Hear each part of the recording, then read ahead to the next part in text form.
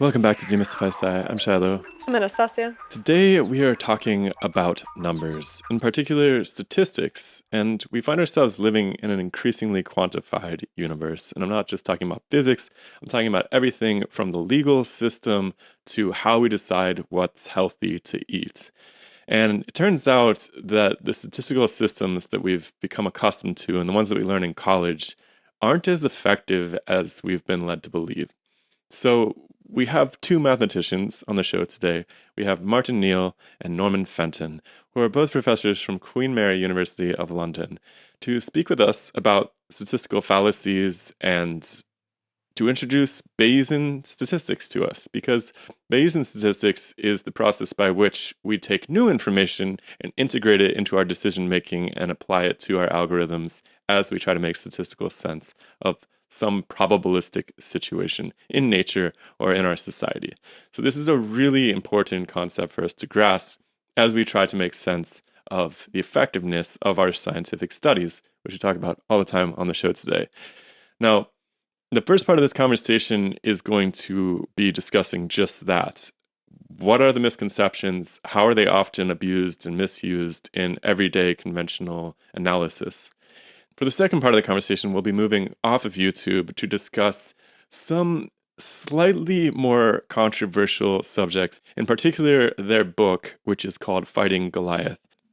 I think that it's fair to say that the back half of the conversation is a discussion about the weird statistical situation that we all lived through over the course of the last few years. We can't obviously say it on YouTube because there's still a very strong medical misinformation policy and we don't want to trigger any filters. And so just know that the conversation, as it applies to real world events that happened over the course of the last few years, is going to be entirely on Spotify, Apple, and whatever other listening platforms there are for podcasts. The video will also be uploaded there, so you can watch along, but we will only have the first hour or so of the conversation that is generally focused on Bayesian probability here. The rest will be distributed into the ether elsewhere. But I think you guys are going to love it. The first half and the second half are absolutely riveting subjects, and they apply to so much of what's happening, not only in our scientific landscape, but in our daily lives. And I learned a ton in this conversation. I think you guys are going to love it too.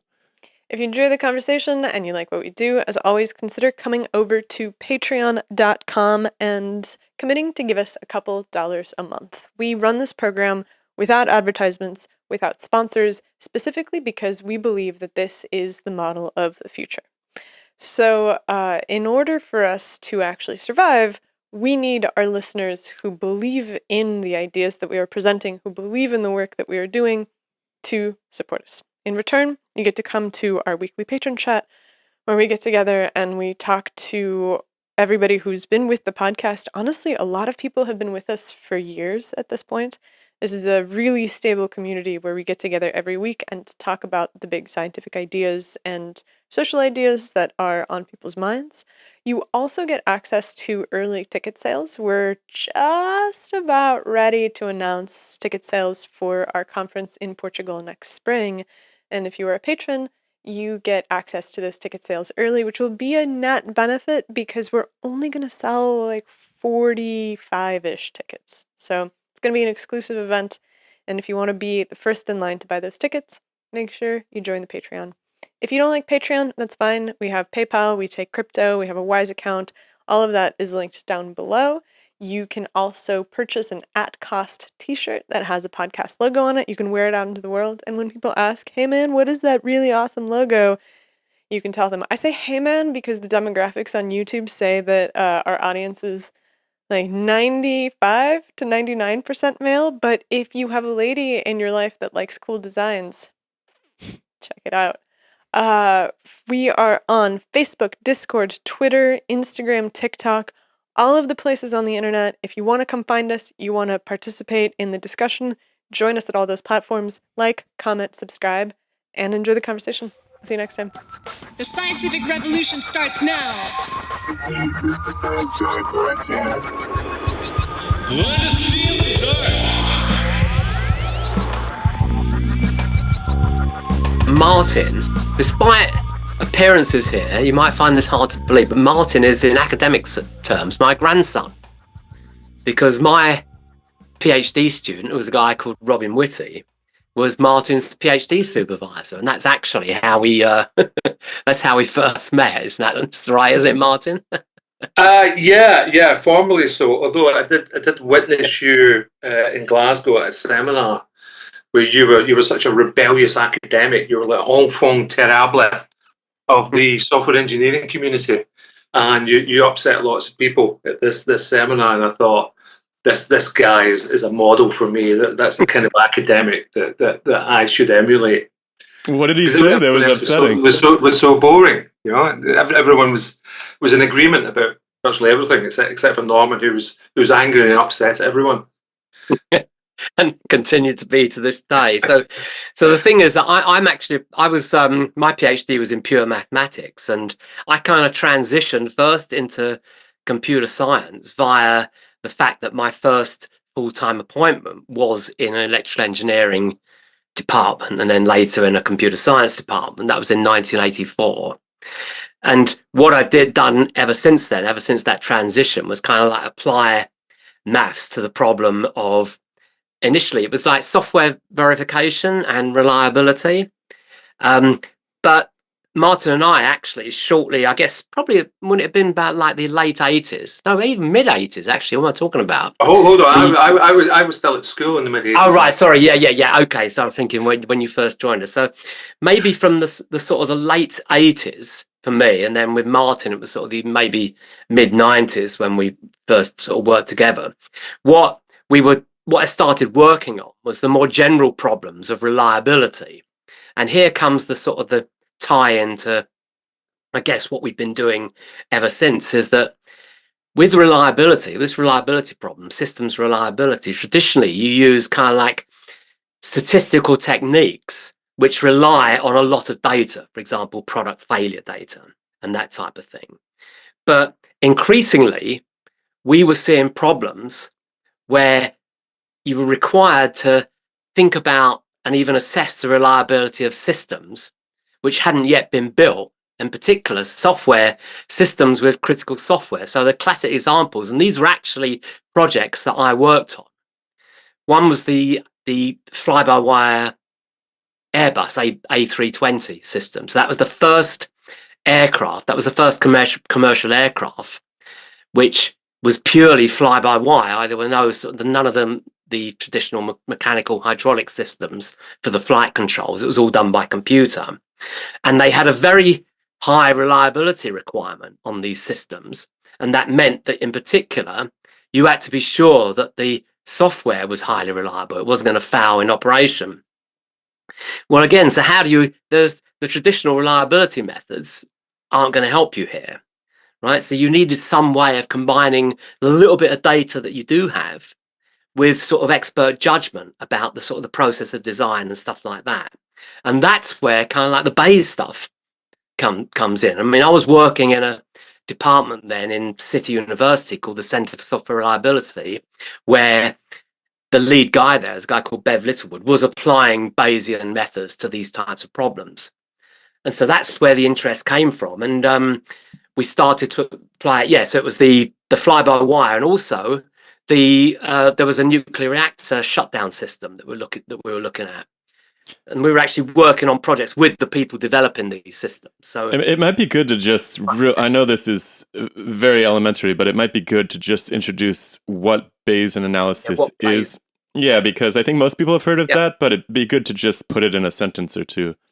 Yeah, so Bayes is simply the standard way of updating your beliefs in some uncertain event that has either happened, you don't know it's happened, or has not happened yet. And the idea is that you update it. You might have some prior data or prior judgments about the probability of that uncertain event. But then what happens when you get new data is you want to be able to update it. And that updating is done by by essentially Bayes' theorem and the extensions of it.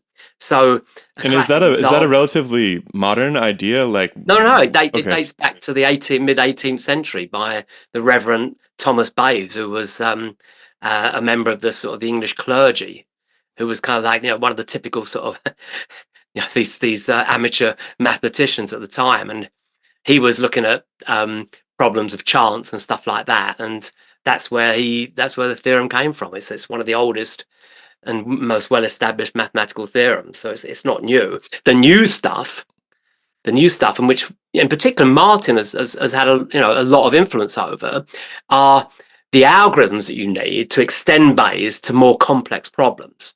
Because in the traditional Bayes' theorem, you've got one uncertain event whose probability you might have some judgment about, but don't know for sure. You get some evidence about that event, and then the question is, what is the probability of that unknown event, the hypothesis, given the new evidence? So how do you update the prior probability into what's called a posterior probability? But in the kind of complex problems we're looking at, you haven't just got one hypothesis and one piece of evidence. You've got multiple linked unknown hypotheses or events and multiple linked pieces of evidence. And so you get a kind of a network of related events. And that's what we call a kind of like a causal Bayesian network. And to do the Bayesian calculations for that, it's not just a question of applying the simple Bayes theorem. The necessary Bayesian inference that you have to do is a very, very complex algorithms. And there was up until the late 1980s, there was no kind of efficient algorithms that enabled you to do this. That's why Bayes was kind of like not really used very much. And it's only become much more popular because since, starting late 1980s, beginning 1990s, people actually were able to implement computer algorithms that enabled you to calculate, do that probabilistic inference for quite complex problems. And Martin will tell you a bit more when he gets his turn, but Martin has been sort of quite a leader in improving those algorithms to much more general and even bigger problems to make them sort of faster and more accurate. So that's can I back you up just a tiny bit just to get a little more background on this statistical development?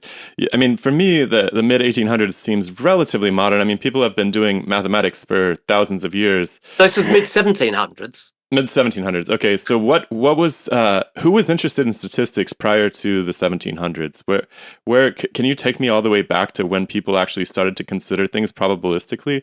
Is that also relatively, by my estimations? I don't know. Maybe I think I'll push that one on to Martin. That sounds like too difficult a question for me to answer.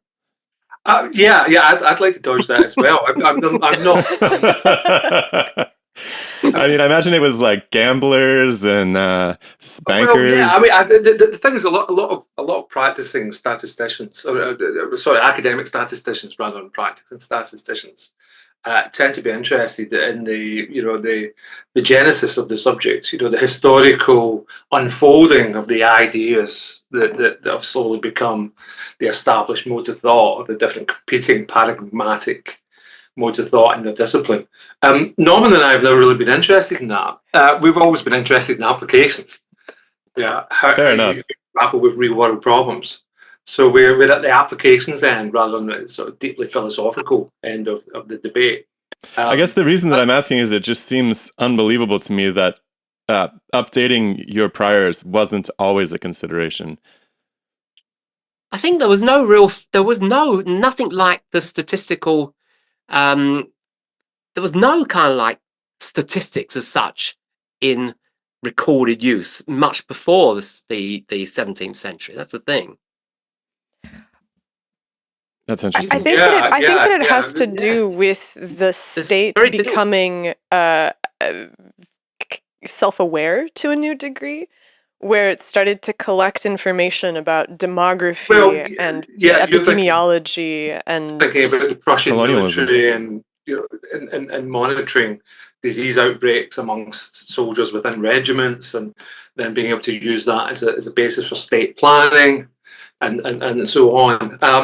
There's two kinds of uncertainty we're dealing with here. One is at the population level, where you're dealing with statistics about populations of individuals, mainly for planning, epidemiology, so on and so forth.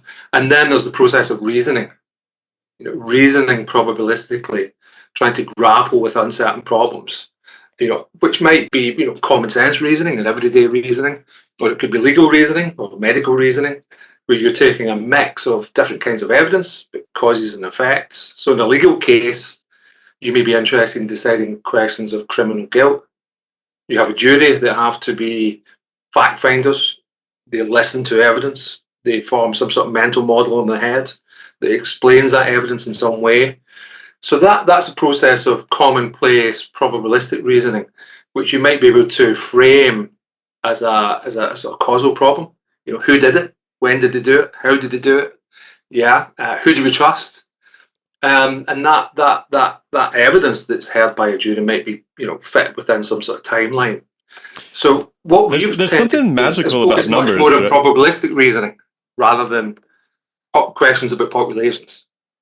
There's a really interesting book by Charles Safi called Proofiness, and he makes the case about how numbers have this enchanting power over people, where if you put something in a numeric form, if I say, well, you're more likely to get this disease if, right, that has some information. But if I say you're 55.4% more likely, it seems like you know what you're talking about a lot more. And it has this really right? And you might, the error bars might be 10%, it doesn't matter. But the fact that you put decimal places even on a statistic or something, it really compels people in this almost hypnotic way to accept the fact that you're saying with some just elevated degree of authority. It's really fascinating.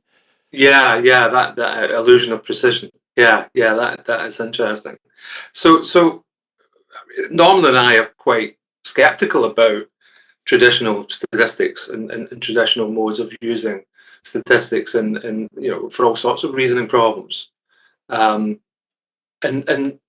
simply because they can't seem to bridge that divide between the numbers and the explanations for the numbers. So every discussion you have about statistics and numbers and probabilities is framed within a context. And when I was taught statistics at university, it was a series of sort of recipes that you followed and about hypotheses and confidence intervals, where the process, the methodology was sacrosanct. But the last thing you should do was really think about the problem. The most important thing was to follow the methodology and arrive at some sort of statistically valid conclusion. And I never really understood that because very often the assumptions were arguable, the context was malleable, the causal structure was usually not evident. Right? There was no attempt to explain what was really going on. And when Norman mentioned these real life systems where you didn't really have that much data, you were dealing with software products that had millions of lines of code. There's very complex processes that they followed, where they assumed if they followed the process, the product would be safe and you could trust it. That most of this domain of evidence wasn't strictly statistical. There weren't numbers that you could look up with 4 degrees of precision. So what you did have was judgment. So that took us back to probabilistic reasoning rather than statistical. Of course, we would use statistics and use numbers, but within that context. So it was much more of a... Hold on, what's the difference between probabilistic reasoning and statistical reasoning? Statistical reasoning, you're looking at homogeneous sets of events or objects, which are interchangeable, right, or exchangeable. That you assume they're homogeneous, they're all the same. And reasoning about one is the same as reasoning about another. And the context is identical. Now, if you think about uncertain problems, that's as far away as you can get from the sorts of uncertain problems that we face day to day.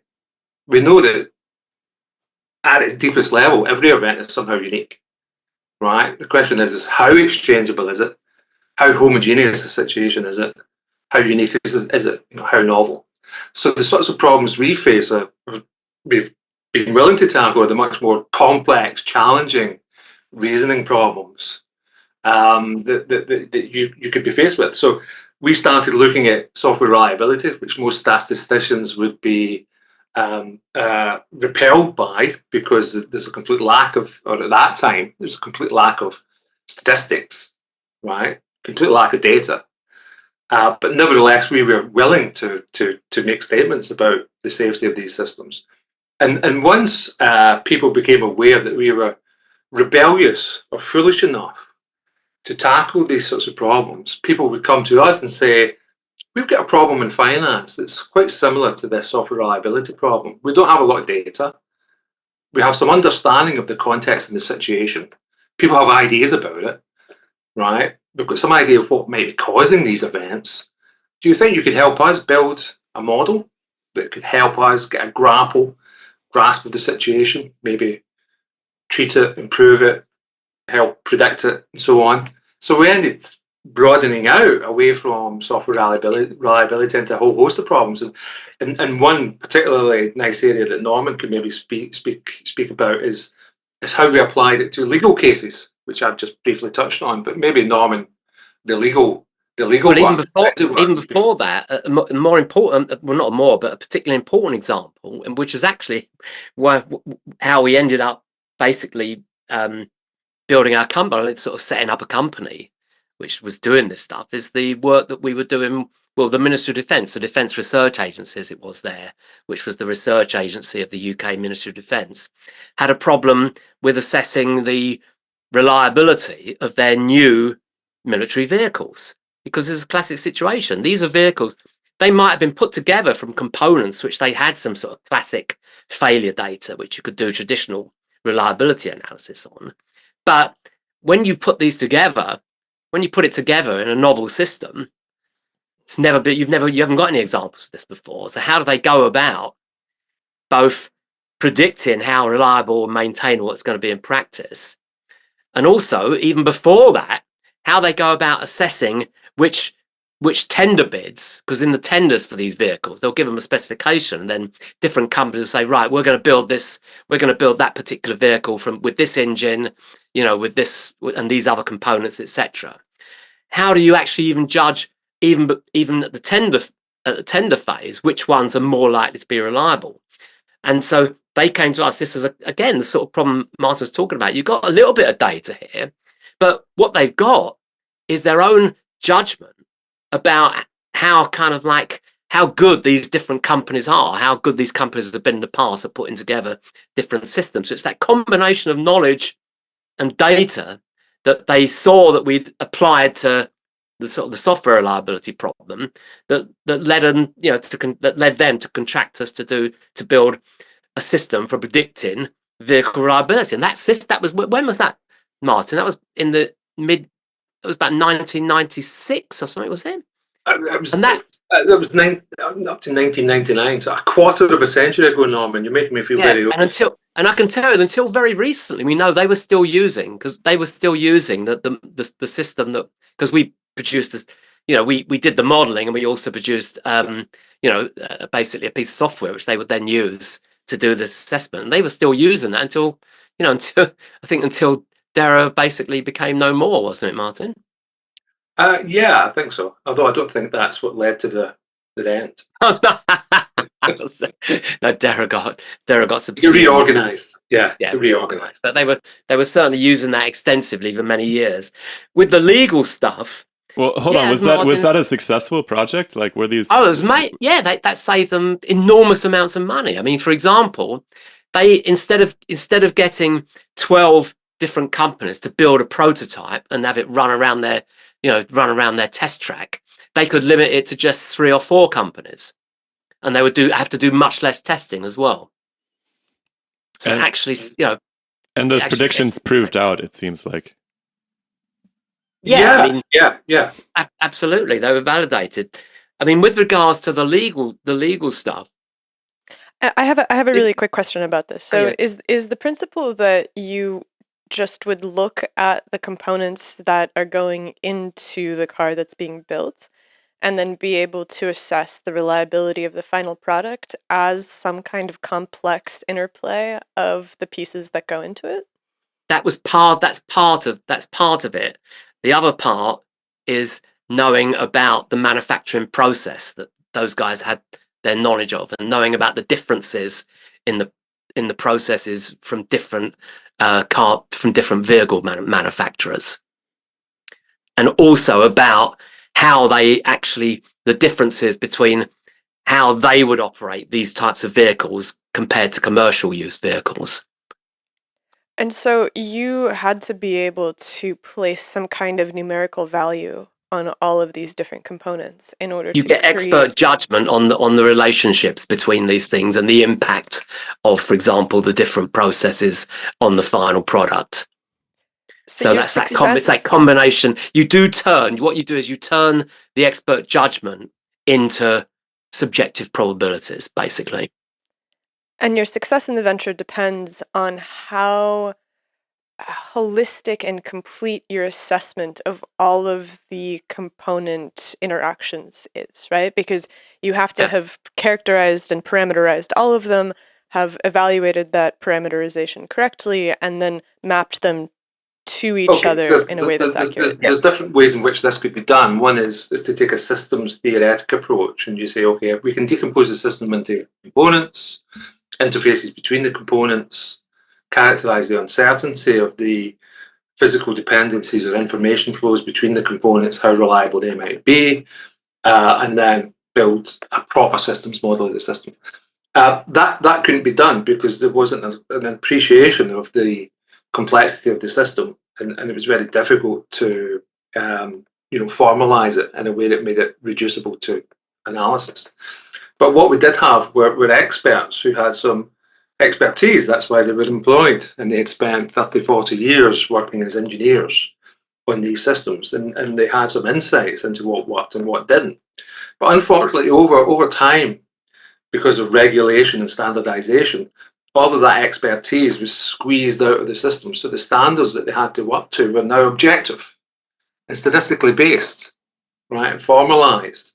So all of the softer things to do with culture, expertise, engineering ethos, right, these were all squeezed out of the standards. So the process of evaluation of these complex systems became poorer. They were throwing the baby out with the bathwater. So the engineers were forced to make informal assessments around the water cooler, but couldn't formalize it as part of their official assessments, right? Because of the regulatory constraints they were under. So the whole system became sort of twisted. And what we were doing was reinstating expertise alongside the supposedly objective criteria and fusing them both together in a way that would give a much more realistic assessment of what the system's reliability might be. And was there any pressure on you from these government organizations to make it seem like these were more reliable than they were? Because I know that, with something like the space shuttle, famously, there was a NASA testimony before Congress that the space shuttle was something like 1 in 100,000 due to fail, but the reality of the situation was obviously closer to like 1.5%. And I wonder if there was any sort of feeling that things had to work. We were simply producing a methodology that would give them the support and the software and the algorithms that would help them do it. But we weren't directly involved in performing the assessments. For the software, Norman mentioned the nuclear power protection systems that were completely software controlled, and the A320. There was a lot of pressure to accept this view that because it's software, that these were you could characterize the software as a purely deterministic object, and you could formally prove the properties of it, and therefore you didn't need any statistics. All you needed was a set of competent mathematicians to prove that the software met its requirement, and therefore it was absolutely safe. Right. So I guess that's quite similar to the question you're asking. Norman especially spent a lot of time battling against this idea that you could formalize the whole thing to make it so purely mathematical that the uncertainty would almost sort of disappear. In fact, that's where when Martin referred to me standing up at these meetings, it was actually arguing that point, wasn't it? Yeah, it was. Yeah, unpopular. Yeah. So you guys were somewhat protected from the actual government pressure to make these systems run, it seems like. I don't think we've ever been taken on work where we'd been, let's say, pressured to produce a particularly favourable result. I mean, that all happens mainly in medical research more than anything else, actually, but that's a separate issue. Apparently NASA too.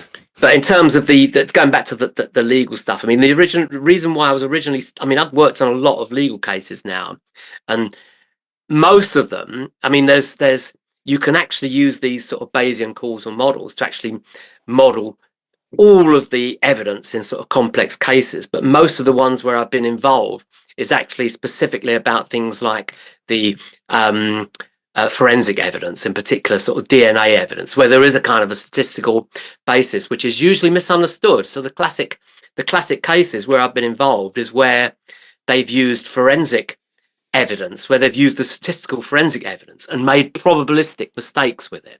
So the classic example is you get, if the only evidence is, let's say, you've got a DNA found at the scene which matches a suspect, right? And they'll say, you know, this DNA matches something that you would only find, let's say, in 1 in a million people would have those particular that particular DNA, those particular DNA markers, right? And so the temptation, and what they're basically saying is, well, the probability that you would find that particular matching evidence in an innocent person is 1 in a million. And the error, and it's called the prosecutor's fallacy for a very good reason, it's done all the time. The error is to then interpret that as meaning there's only a 1 in a million chance that that person is innocent. Now what's happening here is that they're committing an error, which is called the error of the transposed conditional, because you're basically assuming the probability of the evidence given innocence is the same as the probability of innocence given the evidence, right? And you can easily show intuitively why it's not the case, because just imagine that you've got a population of 10 million people who in theory could have committed this crime, because if you've got no other evidence, you've got to say, well, any one of these people could have committed that crime, could have been at that crime scene.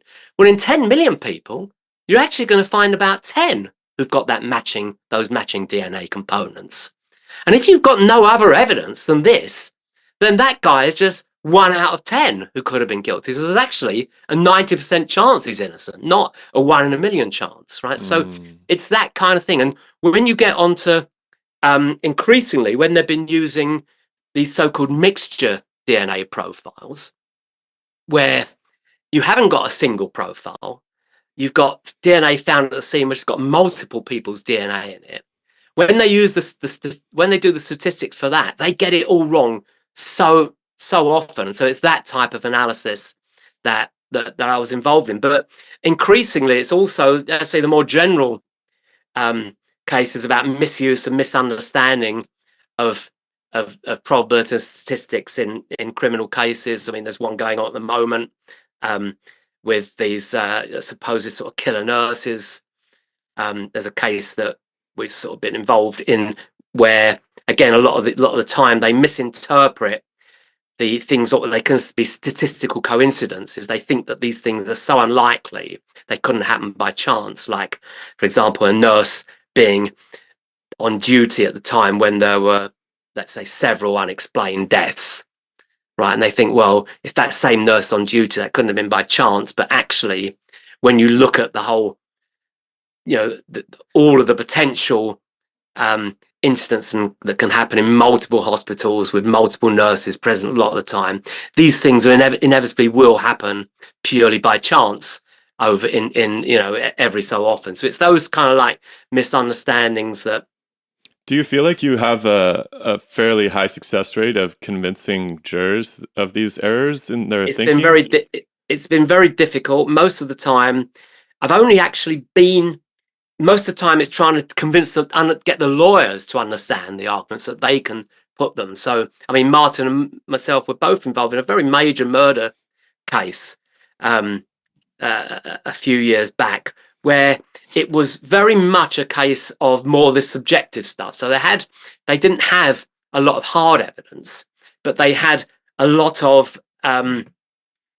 circumstantial evidence pointing to this guy being the murderer in a number of similar cases. And we had to put across this idea about about what you could really infer from this these relationships and what you couldn't infer about guilt and stuff like that. And we had to explain sort of these Bayesian arguments to them so that they could explain it in court and explain where they were making errors like the prosecutor's fallacy or other errors of probabilistic reasoning. And they did that. I mean, they managed to do that quite successfully, but they wouldn't allow us to stand up in court and actually present Bayes' theorem.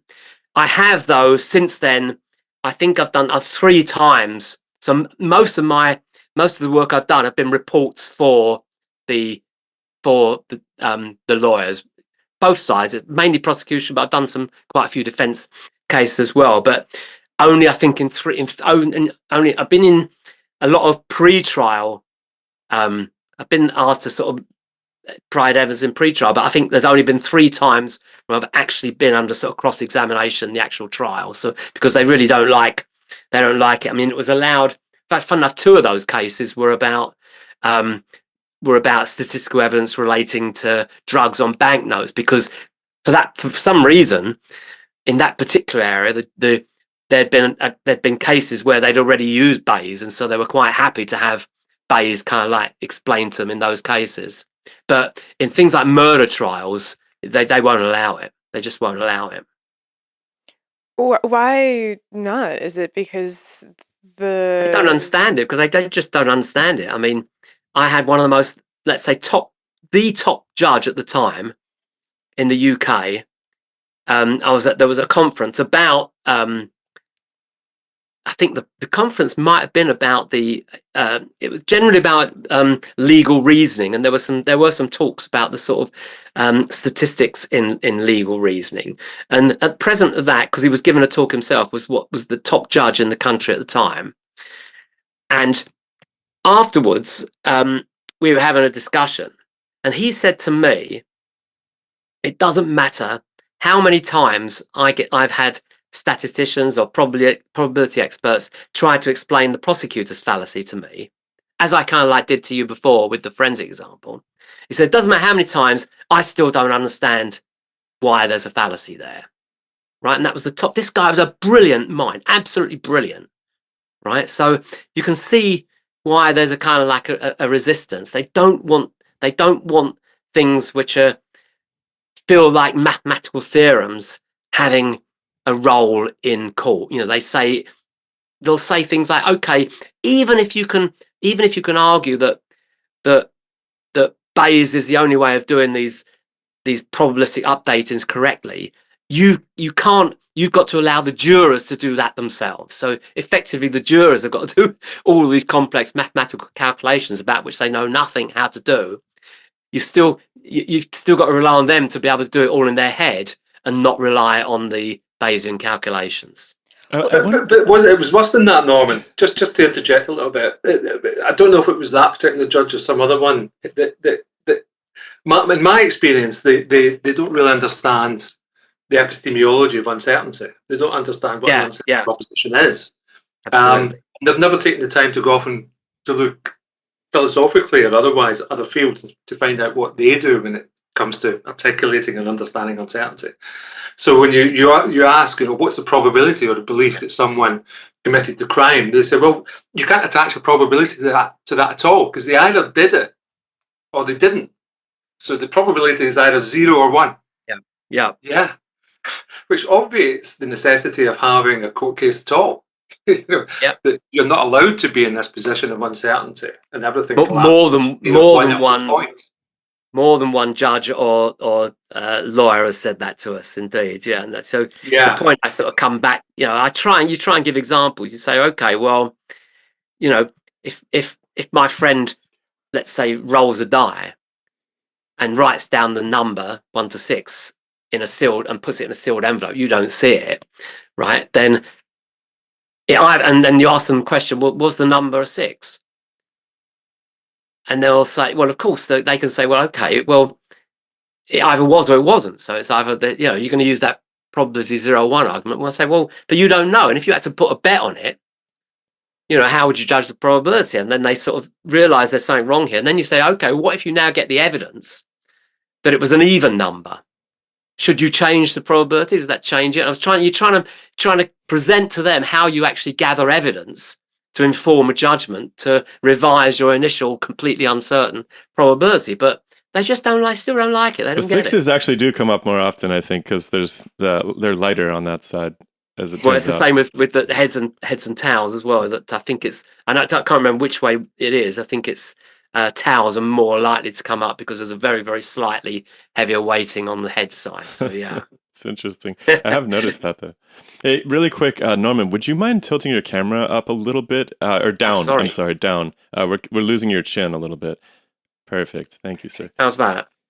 I think it looks good. Yeah. So I think that there's some anxiety that people. I don't think they might develop this in elementary school or something, where even somebody who ascends the ranks in the legal system becomes this renowned judge, right? I think there's some just baseline, almost animalistic anxiety about math, where people would rather just not even deal with it than subject themselves to the terror that they felt as a child. I really have a feeling that it starts very early in life. I think there's something in that. Very often these people weren't necessarily attracted to the law. They were just repelled by maths and had nowhere else to go. Yeah. So once they'd made that departure, they couldn't look back. Because I think it's the same with biologists. Terrifying wealth of mathematics pursuing them through their career. Yeah. Okay, so this is, I think a fear of mathematics is definitely on the table, but it's also that it seems somehow deeply unintuitive. One of my favorite examples of this is the Monty Hall problem. The Monty Hall problem is there's a game show. I'm gonna butcher this explanation. Oh no, I'm like always getting sweaty when she brings up the Monty Hall problem. There's a game show. There's 3 doors. There's a car behind one of the doors. There's a goat behind the other one, and I think there's nothing behind the third. You have to pick a door. The guy opens one of the doors, and I think he shows you that he opens the door with the goat. And then you have to choose whether or not you change the door that you've picked and what is the correct strategy. And the probability changes between him opening the door and before he's opened the door. And I think that that's really, really non-intuitive to people, to the degree that you can explain the Monty Hall problem, you can explain to them why it has changed, and they can still, on the back end of that explanation, be like, I don't, why has that changed? And it's funny because somebody's built a mathematical simulator where you can actually run endless iterations of the Monty Hall problem and see that you do have higher odds of picking the door with the car if you switch your guess after he's opened the door. But I think the mechanics of why that is, to understand that on an intuitive level, I literally think that there's a type of person who can do it, and there's a type of person who can't. Right. So you in our previous book, you're assuming we can do it. We solved that and show you how to do it easily. Yeah, and you can do it in one iteration. You don't need to do it many times. No, I think the first time I encountered the Monty Hall problem, I got it wrong. And I think there was an article written back in the 1950s where they had presented it to very well-known, accomplished statisticians, and they also got it wrong. So that's actually quite tricky. In fact, a lot of these classical, well-formed, and when I say well-formed, I mean sort of well-defined, prescribed, somewhat sort of artificial situations like game shows or gambling games are actually quite difficult for us to reason about from first principles without pen and paper or some sort of formal way of working out the answer. And those sort of artificial problems are exactly the kinds of problems you get in casinos for gambling, right? Because they're quite difficult to work out. But the sorts of problems we try and solve are much more messier than that, which we actually reckon are more amenable to sort of common sense reasoning. That once you see the causal model, the probabilistic model that we might set out, people understand it, right? In a way that they might not for something like Monty Hall. But I guess what you're waiting for here is for Norman to explain the intuitive answer to the solution of Monty Hall. Well, I'll give you, actually, I think I can, because what you got to remember, what you got to think about is instead of having 3 doors where you've got the sort of the banana, whatever is the goat behind 2, and the luxury car, which is the prize behind 1. If you think of it as 100 doors, if you think it was 100 doors where you've got the car behind one, and you've got the goats behind. I got that right. You've got the goats behind 99. Goats behind 99. No, I've got. Sorry, I'm gonna. See, this is what Oh, I no, mean. this- Wait. Oh my god! You've got me. No, you've got to edit this bit out because oh my god, I put this. I used to do this so often. This is what happens every single time that people sit down to do the money hall Norman's done problem. about a dozen YouTube videos on this. I have, yeah. It's incredible. I can't just think of it just off the spot now because I can't remember which way round it is. But the idea is that as soon as you're presented with a door in which you've got a banana, and you can only oh, sorry, I know what it is. It's because you introduced bananas. I know exactly what it is. A goat eating a banana. I know exactly what it is. They show you. You open 98 doors. I got that right with. If you see 98 doors, and all with goats, okay, then should you? Then you. Oh no, forget it. I can't remember it now. It's much easier than that, and I'm just forgetting it. Edit that bit out, please. It's all right. It happened last time. We tried to do this too. Last time on the show, I tried to. There's the game with the like the blue and the red cards, and people who are allowed to drink and people who aren't allowed to drink, and so you have to like figure. Oh no, sorry. It's the there's a game that has a set of rules that there's red cards and there's blue cards, and then there's even numbers or odd numbers on the back of those cards. And you have to flip some number of cards in order to be able to figure out what the rule is, whether blue ones have even numbers or odd numbers, and whether red ones have even numbers or odd numbers. And I tried to explain it last time and failed miserably. Okay, so it might be easier to appreciate the solution by considering the same problem with 10 doors instead of just 3. So in this case, there's 9 doors without the prize behind them and 1 door with the prize. Now the contestant picks a door. The thing is, Monty Hall has to reveal 8 of the other doors without the prize, leaving just the contestant's door and 1 other door. Unless the contestant chose the door with the prize, which is a 1/10 probability, the only door left unopened by Monty must be the one with the prize behind it. So there's a 9/10 probability that the other door will contain the prize, as 9/10 times the player first picked a door without the prize. So the contestant's probability of winning is 9/10 if he switches, compared to 1/10 if he doesn't. Hooray! Yes, I hear it. It makes sense, but also my brain just can't hold on to it for some reason. Well, I think that it's because it has history, right? It's that there is a underlying principle of the experience, which is that Monty Hall knows where the car is, and he's never going to open a door that has the car behind it until it's the last door. So this is the principle that has to go into solving the problem, where you have to go into his brain a little bit and think about the mechanics of the game show and think about, okay, so he's opened 1 door already, and you picked when he hadn't opened any doors. And so now there's, even at the next stage, if he's only opened 1 door, the question is, do you switch or no? And God, no, my mind just slips off of it. I'm like, it's... But it's just what I said, because you just replace, I said 10 doors there, just replace it with 3. The point is you start off, you've got a problem. If you stick, you've got a probability of 1/3 that you'll win. But because he has had to choose one of the doors that doesn't have a prize, that means that of the 2 doors left, one of them must have the prize. So you've got a half probability rather than a third if you switch than if you stick. Yeah, exactly. That makes sense. But and now when somebody explains it and you walk through it, it seems so obvious, but it's also hilarious to me that on the front end, when you actually sit down to encounter it the first time, almost everybody gets it wrong. Yeah, because they're not taking into account the fact that Monty Hall has knowledge of where the the prize is and isn't. That's what they're not taking account of. And the fact that he has chosen a door without the prize means you should definitely update your probability of where the door actually is, where the prize actually is. Do you find that this mode of thinking creeps into your everyday life? I guess so. Yeah.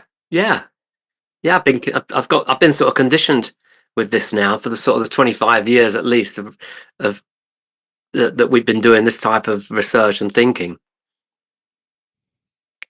Is it a net positive or a net negative?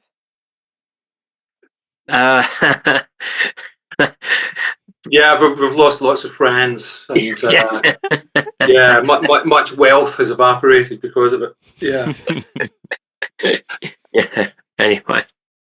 Well, I think this discussion goes to demonstrates why statistics as a discipline has proven such an abject failure, because they insist on teaching these examples to new recruits in the first year of those who are doing statistics modules from other disciplines, and it puts them off statistics for life. Yeah. And it certainly put me off a lot of statistics, having to grapple with these mind-bending, tricky problems where the uncertainty is usually nothing to do with causality or probability, but how the problem's framed, how it's presented to you, and also because it's a very artificial problem that seems to have no connection to the sort of uncertainties and doubts you have about real life and the sorts of everyday decisions, could be professional or not, or personal decisions that you face, and therefore it seems completely bloody useless. But so does that imply to you then that there is something about personal decisions and places where you have more intuition, where statistics and probability is suddenly easier for the person who's trying to apply it? I think potentially it could be that's been our motivating thesis. Sometimes that's challenged, certainly in the professional realm, but I think ultimately it depends how young you get people before they're disabused, before they've been led astray by traditional statistics education, which I think just puts people off and doesn't give them the reasoning tools and the thinking tools. Our view is that Bayesian and causal reasoning should be as approachable as arithmetic. It should be something that if it's taught when you're young, people can get to grips with it. That's an idea. Whether that's that's achievable or not, but that's what motivates us. Well, so hold on one Checks second. out for me. I mean, I have, when I think back on doing my PhD, I can't remember any anxiety over defending my thesis or any of the work that I was doing, talking at conferences. But that statistics class I had to take the first year was absolutely terrifying. I think I actually got something in the neighborhood of a 60% on the final exam. And I remember writing the professor and being like, please don't fail me. Like, I'll do whatever I need to do to not fail this class because I don't want to get kicked out of the program. And he writes back and he's like, I think that 60% is around a B plus actually on this exam. And I was like, my God, like, what is going on here? Did you say that was your statistics? That was your statistics test? Yeah. But the thing is that those sort of the statistics, as Martin was implying before, that are taught, for example, to statistics for archaeologists, statistics for medicine, statistics for blah blah blah. They're these what basically are these really crappy statistical test-driven procedures where they things like coming up with a confidence interval for a hypothesis is actually a type of test which the people who are applying it have no idea what it even means, because it's actually not meaningful in any obvious sense, right? Whereas there's a Bayesian alternative to that type of approach, which is completely meaningful. So, for example, when you see when they tell you something like, in the current election, this particular candidate is at 47% plus or minus with a plus or minus 2%. What does that actually mean? Well, what people think it means is that there's a 95% probability that the true percentage, that the true number of votes for this person is plus or minus, is 47 plus or minus 2%. It doesn't mean that at all.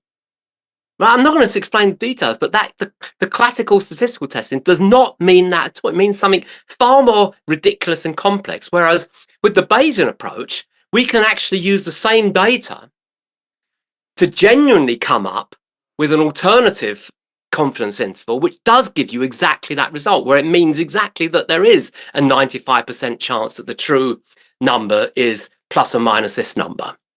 But not with traditional statistical tests. And if you've only learned traditional statistical tests, you just look at this. I mean, I remember when I was doing statistics at degree, and this I could never understand why they were doing it this way. It just doesn't make sense.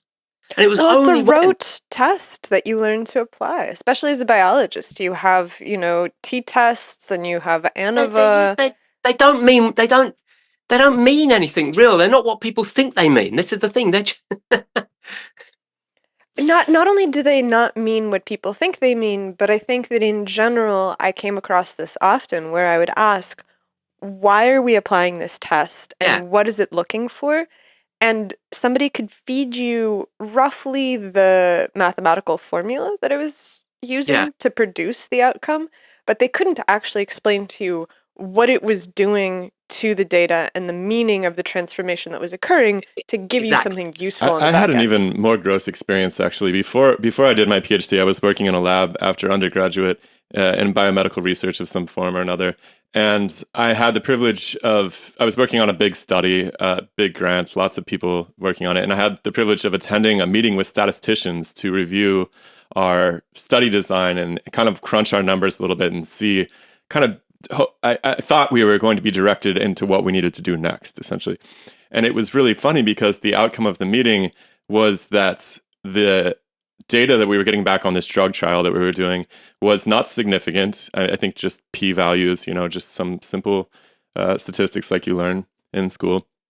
And so the solution was that we needed to just have more mice in the study, right? If we just got a bigger population, then somehow the drug would work better, is kind of the conclusion that would come out of it, that would go into the paper. And I remember just being very young and naive at that point, having basically no idea how science was done, and just being like, that doesn't seem right to me.